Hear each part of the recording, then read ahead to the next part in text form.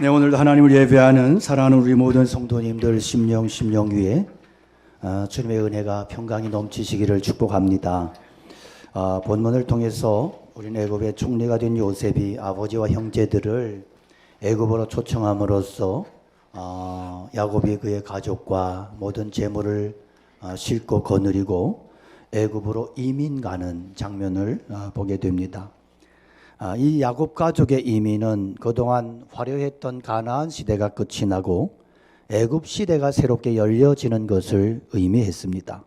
자, 그동안 가나안 땅은 믿음의 조상들에게 어떤 의미가 있었습니까? 가나안 땅은요, 그들이 믿음을 연주하는 무대였습니다. 믿음의 조상들은 소유지도 없고 도와줄 사람들도 없고 전혀 새로운 낯선 환경으로 이주해서 그 땅에서 오직 하나님의 말씀 붙들고 자신들의 삶을, 믿음의 삶을 살아내야만 했습니다. 그들의 숙제는 가나안 땅에 잘 정착해서 거기서 재물을 모으고 잘 먹고 잘 살고 떵떵거리는 게 아니었어요. 오히려 그들은 가나안 땅에 세속화되지 않고 물들지 않으면서 믿음으로 정확하게 하나님의 말씀을 붙들고 순종하며 살아내야 했습니다. 그렇게 할 때 하나님께서는 그 후손들에게 가나안 땅 약속의 땅을 유업으로 주겠다고 하셨어요. 그런데 오늘 본문에서 야곱은 모든 가족들을 이끌고 애굽으로 내려가는 거예요. 우리에게 중요한 것은 이 집단 이민의 의미입니다. 이것은 지금까지 그들이 붙들어왔던 믿음의 폭이냐, 아니면 새로운 시대에 하나님의 역사를 열어가시는 새로운 시작이냐 하는 굉장히 중요한 의미가 이 사건 속에 담겨 있는 것입니다. 자, 요셉과 바로의 초청을 받은 야곱은 애굽으로 이민 갈 것을 결정하고 드디어 가나안 땅을 떠나요. 그런데 야곱이 애굽으로 바로 직행하지 않고 가다가 머물러요. 가나안 땅의 경계선인 브엘세바에 머물러 서서 하나님 앞에 희생 제사를 드려요. 1절에 보면 이스라엘의 모든 소유를 이끌고 떠나 브엘세바에 이르러 그의 아버지 이삭의 하나님께 희생 제사를 드렸대요. 여기서 야곱이 가나안 땅의 경계를 그냥 통과하지 않고 머물러 서서 예배를 하나님 앞에 드려요. 왜 그랬을까? 물론 그동안의 어떤 감사한다는 의미도 있었겠죠. 그러나 여기에서 정말 중요한 큰 이유가 뭐냐면 그동안 그토록 중요하게 붙들어 왔던 가나안 땅을 과연 이런 식으로 뚝딱 떠나도 될까? 이것이 하나님의 뜻일까? 이것을 하나님이 허락하시는 역사인가? 하는 의문이 들었던 거예요. 할아버지 아브라함은요, 이 땅을 얼마나 중요하게 생각했는지 아들 이삭의 아내를 구할 때에도 이삭을 그 땅에 머무르게 하고 종을 파송해서 며느리를 구할 정도로 이 땅을 아주 중요하게 생각했어요. 야곱은 너무나 쉽게 그 땅을 도망쳤다가 천신만고 끝에 가나안 땅으로 그렇게 돌아와서 믿음으로 살아왔던 거예요. 이렇게 가나안 땅은 그들의 믿음을 실천해야 하는 무대였습니다. 하란 땅에 있을 때는 믿음을 실천할 여지가 없었어요. 땅 있고 집 있고 가족이 있고 온갖 것이 다 갖춰져 있는데 믿음으로 살 필요가 뭐가 있겠어요. 그래서 돈 있고 여유 있고 백그라운드가 있는 사람들은 신앙생활도 그냥 취미생활해요. 취미생활하듯 해요. 든든한 직장 있고 돈 있고 백 있고 여유로운데 그렇게 힘들게 기도하고 믿음으로 살아갈 이유가 있겠나, 이런 거예요. 그냥 놀듯이 신앙생활하면 되는 거지. 그러나 가나안 땅은 그렇게 취미로 넉놓고 그렇게 신앙생활할 수 있는 땅이 아니었어요. 그곳은요, 그렇게 취미로 하나님을 믿고 여유 부리는 땅이 아니고 그 땅은요, 길을 쓰고 하나님의 말씀을 붙들고 정말로 몸부림치며 하나님 앞에 그렇게 집중하지 않으면 더러운 사상과 더러운 문화가 그들을 집어삼키는 동화될 수밖에 없는 그런 땅이었단 말입니다. 그런데 야곱은 이제 그 믿음의 무대를 떠나서 새로운 곳으로 이민 가려고 하는 거예요. 자, 이 시점에서 그가 가나안 땅의 경계선에 멈추어 서서 하나님 앞에 희생 제사를 드리는 이유가 뭘까요? 다시 한번 하나님의 뜻을 묻는 거예요. 자신들의 모든 상황을 볼 때는 지금 가나안 땅을 떠날 수밖에 없어요. 왜? 그 자리에 있으면 굶어 죽으니까. 그렇지만 이게 갈등이 있는 거예요. 지금까지 하나님 말씀하신 바에 의하면 이 땅을 떠나면 안 되는 거예요. 이 땅을 떠나는 것은 곧 믿음을 포기하는 것이고 하나님을 포기하는 것이고 하나님의 약속을 무시하는 것이 된단 말입니다. 이런 갈등 속에서 지금 야곱은 굉장히 혼란에 빠져 있는 거예요. 그래서 이게 믿음의 삶을 포기하는 것은 아닌지, 이렇게 가나안 땅을 떠나고 나면 이 땅을 고쳐주신다고, 이 땅을 주신다고 그 약속하신 그 약속이 무효가 되는 건 아닌지 하나님 앞에 진지하게 기도하며 예배하며 하나님 앞에 나가는 것입니다. 그렇게 하면서 하나님께서 앞길을 인도하여 주시기를 간절히 구하는 거예요. 여기에 희생은 히브리어로 제바라는 단어인데 여기에서는 제바 힘, 복수를 썼습니다. 이게 무슨 얘기냐 하면 야곱이 브엘세바에서 하나님을 한 번만 예배하지 않았다는 거예요. 언제까지? 하나님이 응답하시고 하나님이 말씀하실 때까지 계속해서 반복해서 하나님을 예배하며 하나님의 뜻을 물었다는 것입니다. 야곱은 대충 그저 형식적으로 예배 한번 드리고 나서 예배 한번 드렸으니까 가자. 하나님이 알아서 축복하실 거야. 이런 식으로 퉁치지 않았다는 거예요. 여러분 우리 삶을 돌아보십시오. 우리가 얼마나 많은 경우에 신앙의 형식으로 퉁치면서 종교인 행세를 하고 있습니까? 제가 목사로서 가장 두려운 것은요, 목사는 모든 성도들보다 가장 예배를 제일 많이 드리는 사람이에요. 그러니까 설교 안 할 수 없고 기도 안 할 수 없고 예배 안 드릴 수 없으니까 대충 퉁치면서 목사직을 연명하는 거, 이게 가장 두려운 일이라고 생각해요.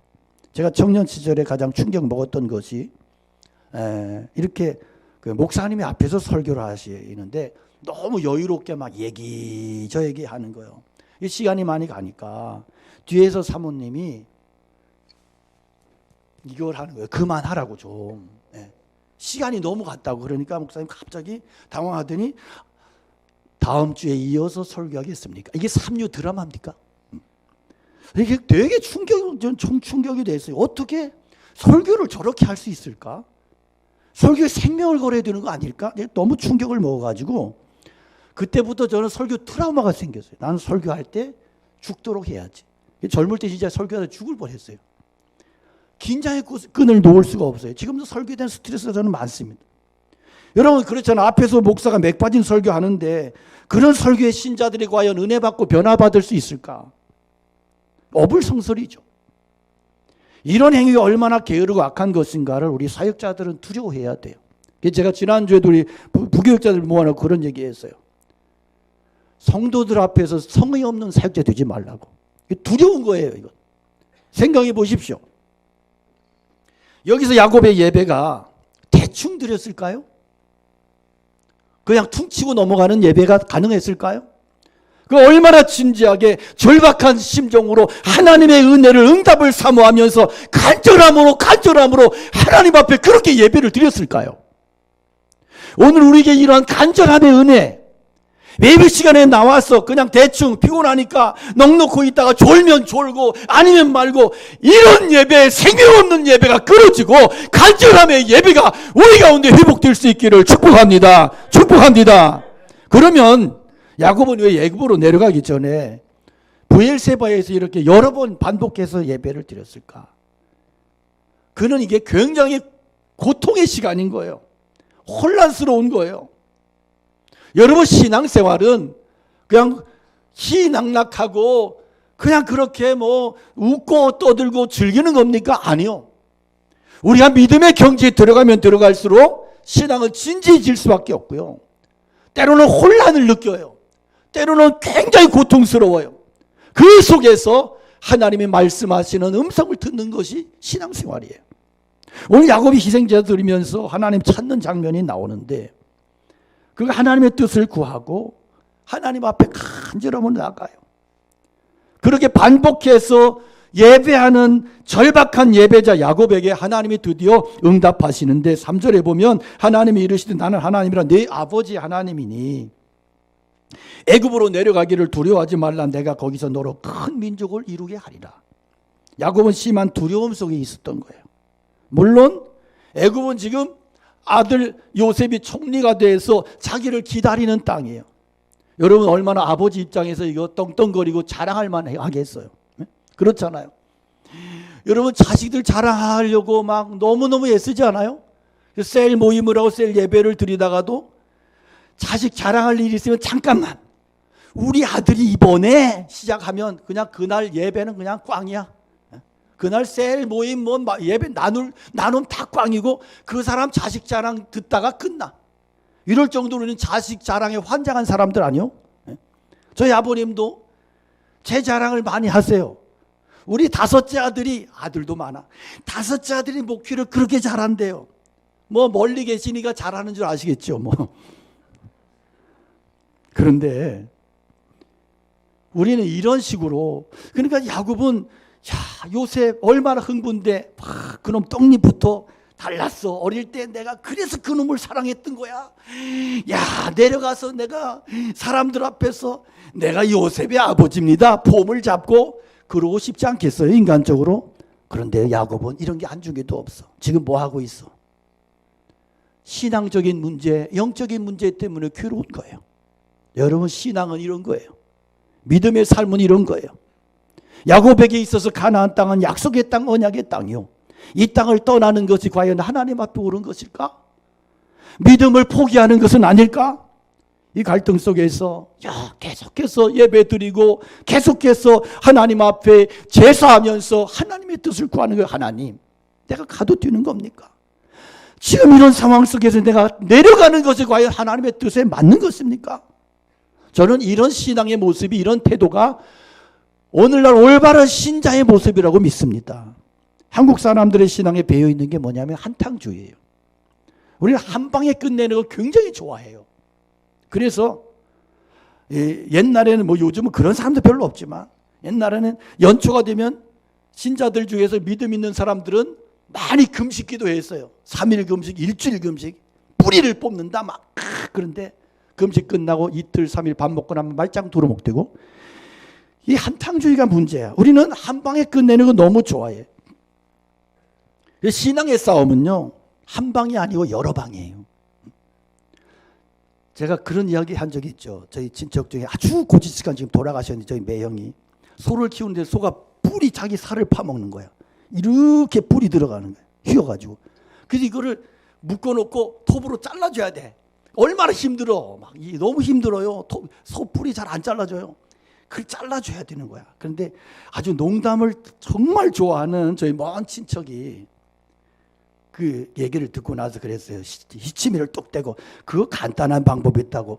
그래 고지식한 매형이 뭐냐 그랬더니 그거 물을 푹 삶아가지고 조선 물을 푹 삶아가지고 찬물에 탁 담궜다가 빼서 소뿔에다가 이렇게 꿰어버리면 그리고 나서 소뿔이 이렇게 누글누글해진다는 거야. 그래서 쫙 펴면 된다는 거야. 이거 했다가 소 잡을 뻔했습니다. 소가 말뚝을 빼가지고 막 무슨 뿔이 뜨거우니까 소가 막 그냥 막 난리지. 그래가지고 평생 원수지다 돌아가셨어요. 그분하고. 여러분 쇠뿔 한 번에 빼는 거 좋아하지 마십시오. 여러 번 잘라야 돼요. 또 들어가면 또 자르고 또 휘어들어가면 또 자르고. 이게 신앙이라고. 한 방으로 끝나는 싸움이 아니고 평생의 싸움이고요. 하루가 아니고 40년을 견디고 연단받으면서 하나님의 뜻을 찾고 또 찾고 순종하며 그렇게 견디며 인내로 너희 구원을 이루라. 이것이 우리의 신앙인 거예요. 할렐루야. 여러분 어떤 결정을 내려야 될 때, 어렵고 힘든 문제 앞에 봉착했을 때 어떤 식으로 해결하십니까? 어떻게?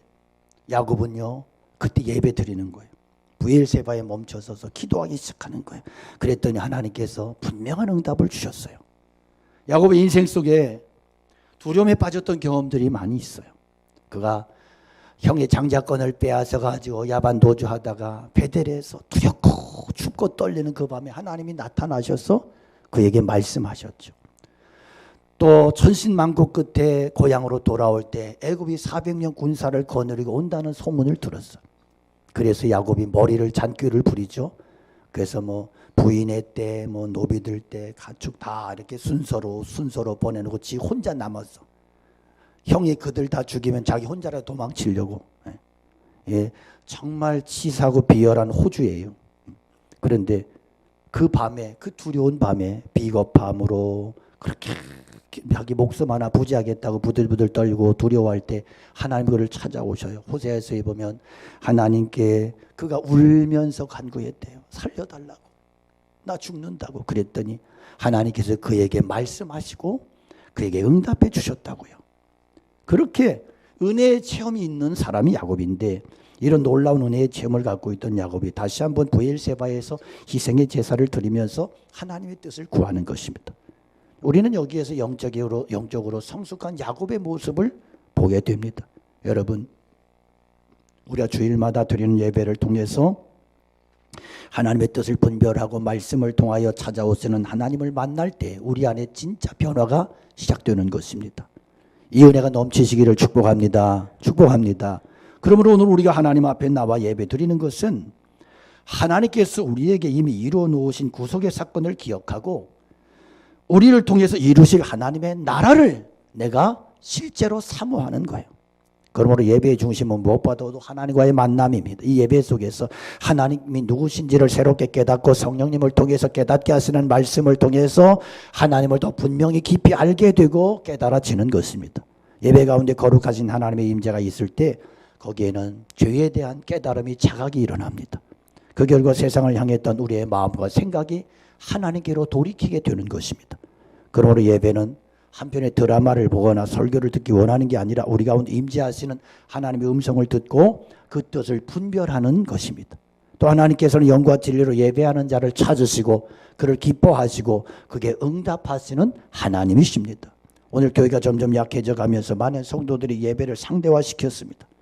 예배가 자신이 필요할 때 시간과 여유를 가지고 있을 때 여유가 있을 때 드리는 종교 행위 정도로 인식을 해요. 저는 성도들이 예배에 자주 빠지면서 믿음 지키는 경우를 보지 못했습니다.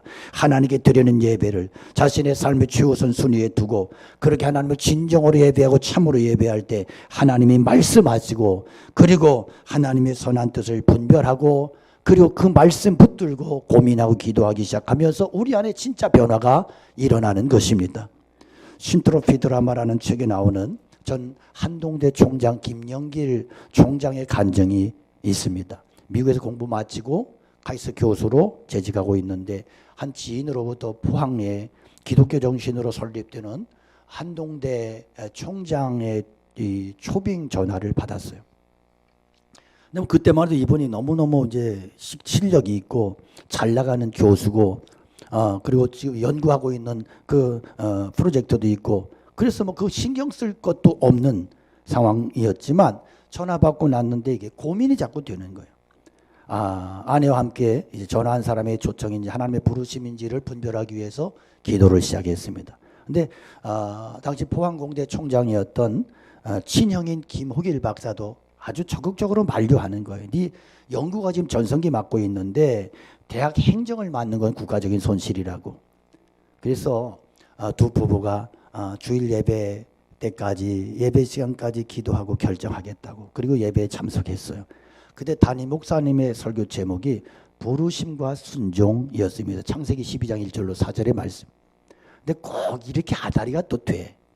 근데 그 설교 요지는 부르심에 순종하기 위해서는 자신의 삶의 자리에서 과감하게 떠나야 된다는 거죠. 담임 목사님의 설교가 확성기로 들려주시는 하나님의 음성으로 들렸답니다. 설교의 결론이 뭐냐 하면 그러나 떠나는 자는 꼭 명심해야 된다. 상황 보지 말고 하나님의 말씀만 쫓아가야 된다. 이게 결론인 거예요. 부부는 이 말씀 속에서 하나님의 음성을 듣고 한동대 총장직을 수락하고 그리고 19년 동안 아름답게 총장직을 감당을 했습니다. 여러분, 성도의 변화의 시작은 예배를 통해서 하나님 말씀을 들을 때 우리가 인간 중심의 사고를 내려놓고 하나님 중심의 사고로 전환되는 것입니다. 그 말씀을 통해서 하나님의 말씀을 통해서 뜻을 분별하고 우리 안에 새롭게 결단하고 하나님 앞에 그렇게 나가는 은혜가 있기를 축복합니다. 또 한 가지 메시지는 뭐냐 하면 두려움 속에서도 언약의 말씀을 붙들라는 거예요. 야곱은 자신의 모든 소유를 이끌고 애굽으로 내려가려고 브엘세바에 도착해서 하나님 앞에 희생 제사를 드릴 때 밤에 하나님이 나타나셔요. 그리고 야곱아 야곱아 부르시면서 애굽으로 내려가는 거 두려워하지 말라고 친히 말씀하십니다. 거기서 너로 큰 민족을 이루게 하겠다고 하십니다. 다시 말해서 애굽으로 내려가는 것에 대해서 혼란스럽거나 두려워하지 마라. 이것은 나의 뜻이다. 하나님의 뜻이다. 말씀해 주시는 거예요.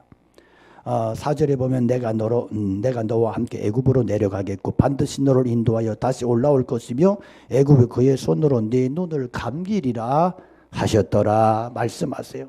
하나님께서는 두려움 속에 있는 야곱에게 내가 너와 함께 애굽으로 내려가겠다고 말씀하세요. 이보다도 확실한 약속의 말씀이 어디 있겠어요. 그리고 반드시 약속의 땅으로 다시 이끌어 오시겠다고 그렇게 말씀하세요. 이 약속의 말씀이 이루어져서 모세가 창세기를 기록하는 그때에는 하나님의 능력으로 출애굽의 역사가 이루어지게 되는 것이죠. 요셉이 그의 손으로 너의 눈을 감기리라 이렇게 말씀하셔요. 이것은 단순히 야곱의 죽음을 예언한 것이 아니고 너는 내 약속의 성취를 볼 수 없지만 요셉을 통해서 그리고 그 이후의 역사를 통해서 내가 반드시 이 약속을 이루시겠다는 하나님의 약속이고 음성인 거예요. 결국 야곱은 하나님의 언약의 말씀을 믿었고 자손들과 가축과 재물을 가지고 이렇게 싣고 브엘세바를 떠나서 애굽을 향해서 그렇게 확신에 차서 내려가게 된 것입니다.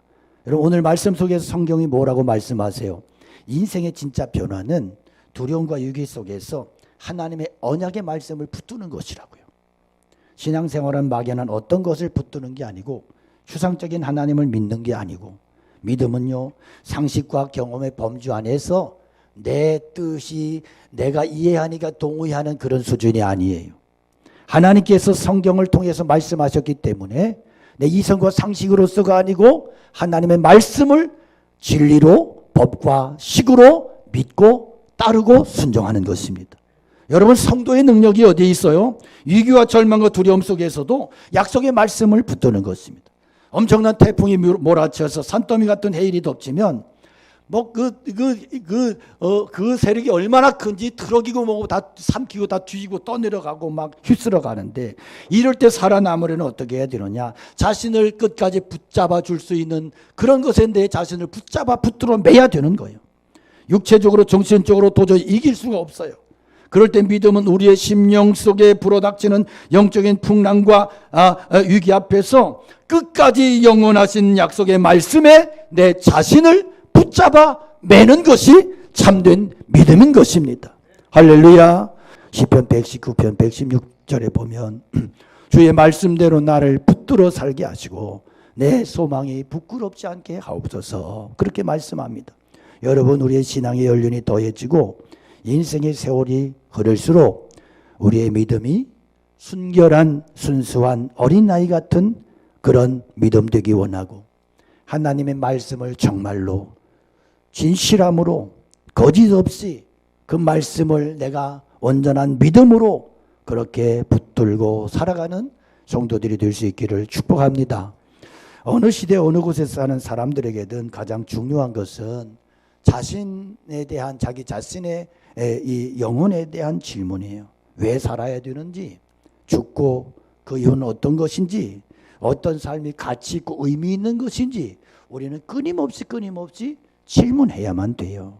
그런데 사람이 세속화되면 먹고 사는 문제에 빠져서 인간의 본질적인 질문을 하지 않습니다. 지금 이 시대가 인문과학이 다 무너져 버렸어요. 그래서 사람들이 고민이 없어요. 다 중독에 빠져 살아요. 쾌락에 빠져 살아요. 그러면서 뭐 그냥 여유롭게 살고 시덕거리면서 살면 다 되는 것으로 알아요. 지금 우리나라 사람들 특히나 지금의 우리나라 사람 정신적인 모든 세계가 다 무너져 버렸습니다. 지금 우리나라 사람들은 근본적인 문제에 대해서 질문하려고 하지 않습니다. 그런 질문을 하면 그거 해서 돈이 나오냐? 재수 없다 이러면서 공격을 하고 막았어요. 여러분 우리 생각해 보십시다. 한 20, 30년 전만 해도 술자리에서 가장 중요한 얘기거리가 종교적인 거예요. 그래서 주로 술자리 주도하던 사람들이 교회 다니다가 타락한 사람들, 타락한 집사, 타락한 뭐 안수 집사, 아주 진짜 타락한 뭐 옛날에 장로였던 사람들, 이런 사람들. 그래서 이런 사람들이 이야기를 이제 술이 얼근 이제 들어가면 얘기를 꺼내요. 신앙 얘기를 꺼내고 성경 얘기를 또 막 해요. 들은 풍문이 있잖아. 분위기를 타면 그 다음에 막 또 나 같은 주인 살리신을 한 가락 뽑아요. 술 먹고 내게 강 같은 평화 막 이러면서 막 놀아요. 그게 어떤 그 나름의 어떤 분위기가 있었다. 그런데 지금은 여러분 그렇지 않아요. 종교적인 문제를 꺼내면 칼 들고 달려들어요. 재수없대요. 심각한 것은 자신의 인생에 종교가 필요 없다고 주장하는 그런 사람들의 수치가 이미 프로테이지가 절반을 넘었어요. 56%가 종교가 필요하지 않대요. 종교를 부정해요. 이건 굉장히 무서운 현상이에요. 오늘 우리가 살아가는 시대는 정말 교만한 시대, 강팍한 시대예요. 사람들이 자기 생각을 꺾으려고 하지 않습니다. 자기 세계 안에서 자신의 경험과 판단을 하나님 말씀보다 늘 앞세워요. 오랫동안 예수 믿고 살아왔는데도 자기 소견에 옳다고 여겨지는 것만 받아들이겠다는 거예요. 그래서 말씀도 설교도 삐딱하게 듣고 설교도 순수하게 듣질 않아요. 그러니까 영적인 변화를 경험하지 못해요. 믿음이 있다고 하는 것 같은데 늘 그 믿음은 자기 고집인 거예요. 타락한 죄성을 가지고 있는 인간들은 언제나 자기중심적이에요. 세상의 모든 것이 자기를 위해서 존재해야 된다고 생각해요. 그래서 늘 만족이 없어요. 늘 불평불만이에요. 여러분 오늘 시대를 보십시오. 5천년 역사 가운데 우리 민족이 지금처럼 넉넉한 적이 있었어요? 그런데 사람들 붙들고 물어봐요. 선생님 행복하십니까? 선생님 삶에 만족이 있습니까? 그러면 고개 절레절레 흔듭니다. 못 살겠다. 요즘은 정치적으로도 대립이 돼가지고 그래서 여러분 정치적인 얘기는 하지 마요. 서로 쌈만 나요. 쌈만 나. 그냥 나라를 위해 기도하세요. 양쪽 다 내가 볼 때는 참 문제야. 다 서로 쌈박질만 하고 그 고민과 그 불행은 국민들의 몫이고 너무너무 참 힘든 이런 상황 속에서 그런 거 보면서 자꾸 자기가 옳다 그런 소리 하지 마요. 여러분 우리가 세계 경제 10위 대국이 됐지만 대부분 사람들이 진정으로 행복한 법을 몰라요. 코로나 이후에 사람들은 더 이기적이고 더 강팍해지고 분위기 더 삭막해져 버렸어요. 그런데 세속사회 그렇다 치더라도 문제는 하나님의 나라를 추구한다는 믿음이 있다는 성도들도 다를 바가 없어요. 자기중심적이고 이기적인 삶을 살면서 그래도 자기는 예배드리고 기도하니까 세상과 다르겠지. 믿음이 좋은 줄 알고 있어요. 그렇게 착각하고 살고 있는 거예요. 여러분 진단해 보십시오. 내가 진짜 예수 믿는 자인지 내가 정말 세상과 다른 사람인지 예수 믿고 그 영혼 거듭나게 되면 가장 큰 특징이 그 속에 놀라운 변화가 일어난다는 거예요. 가장 중요한 변화는 가치관의 변화예요. 가치가 바뀌는 거예요. 자신이 정말 소중하게 여겼던 것들이 예수님의 십자가 복음으로 인해서 상대화되기 시작합니다. 내가 그렇게 중요하게 생기고 했더니 중요하지 않은 거야. 자기 인생에 목숨을 걸었었는데 내가 이런 것 때문에 목숨을 걸었었나? 너무너무 기가 막힌 거예요. 어이없는 거예요. 세상의 가치보다 하늘의 가치가 보이기 시작합니다. 땅만 쳐다보던 인생이 하늘 쳐다보며 그렇게 소망 중에 힘을 얻고 살아가게 되더라는 거예요. 찬송가 289장은요. 깡패였다가 예수님 만나고 변화된 이후에 목사 돼서 평생 복음 전하며 살았던 김익두 목사님이 가장 애창했던 찬송이에요. 주 예수 내 마음에 들어와 계신 후 변하여 새 사람 되고 내가 늘 바라던 참 빛을 찾음도 주 예수 내 마음에 오심. 주 예수 내 마음에 들어와 계신 후 망령된 행실을 끊고 머리털보다도 더 많던 내 주가 눈보다 더 이어졌네. 내 마음의 소망을 든든히 가짐은 주 예수 내 마음에 오심. 의심의 구름이 사라져 버림도 주 예수 내 마음에 오심. 사망의 음침한 골짜기 가다가 밝은 빛 호련히 보고 저 멀리 하늘문 환하게 보임도 주 예수 내 마음에 오심. 나 이제 천성에 올라가 살기는 주 예수 내 마음에 오심. 천성을 향하여 내가 곧 가리니 그 기쁨 비길 데 없네. 평생 땅만 쳐다보며 살던 야곱이 노년에 하늘 쳐다보는 인생으로 변화됩니다. 오늘 우리에게 야곱처럼 하나님을 예배하는 중에 그동안 누리지 못했고 경험하지 못했던 하나님의 은혜와 놀라운 응답을 경험하는 축복이 임하시기를 축원합니다. 여러분이 전 나와 하나님 사이를 가로막고 있는 잘못된 것들이 뭔가 청산하십시오. 오랫동안 꺼져 있었던 신앙의 불을 다시 붙이시기 바랍니다. 쓸데없는 작은 불평과 욕심들을 내려놓고 하나님께서 내게 주시고자 하시는 놀라운 은총의 은혜가 온전히 임할 수 있도록 성령님이 나에게 충만히 임재하시고 내가 이제는 내 뜻을 버리고 하나님의 뜻에 순종하는 인생이 될 수 있도록 결단하는 시간 되기를 원합니다. 예배할 때마다 하나님의 응답과 역사를 기대하며 사모하며 그렇게 하나님 앞에 예배하는 예배의 승리자들이 다 되시기를 축복합니다. 그렇게 할 때 이 위기의 시대에 우리 교회와 그리고 우리의 심령과 가정과 사회 속에 하나님께서 분명하게 말씀해 주시는 그 응답과 역사와 강력한 부흥의 축복이 일어나게 될 줄로 믿습니다. 우리 모두가 그런 은혜를 풍성히 누리는 거룩한 믿음의 종들 다 되시기를 주님의 이름으로 축복합니다. 우리 말씀 기억하며 하나님 앞에 예배하며 찬송하며 나가기 원합니다.